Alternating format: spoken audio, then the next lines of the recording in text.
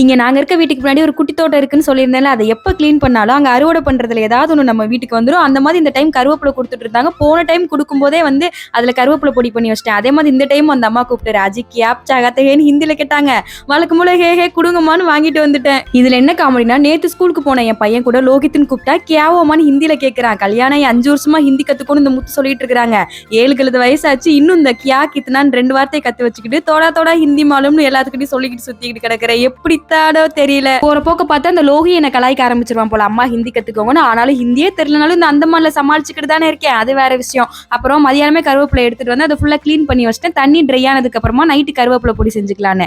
எல்லாம் கையளவு கண்ணளவு தான். எவ்வளவு கருவேப்பிலை எடுக்கிறோனோ அதுக்கேற்ற மாதிரி இந்த கடலை பருப்பு, உளுந்த பருப்பு, மிளகு, ஜீரகம் எல்லாம் வறுத்துட்டு நல்லா ஆறுனதுக்கு அப்புறமா இது கூட பெருங்காயத்தூள், கல்லுப்பு சேர்த்து மிக்ஸ் பண்ணி அரைச்சி எடுத்துக்கிட்டு இந்த பொடி கூட நல்லெண்ணெய் சேர்த்து மிக்ஸ் பண்ணி தோசை, இட்லி, சாதம் கூட வச்சு சாப்பிட்றதுக்கு செம சூப்பரா இருக்கும். அவ்வளவுதான். நெக்ஸ்ட் இன்னொரு மினி விலாகுல பார்க்கலாம். பாய்.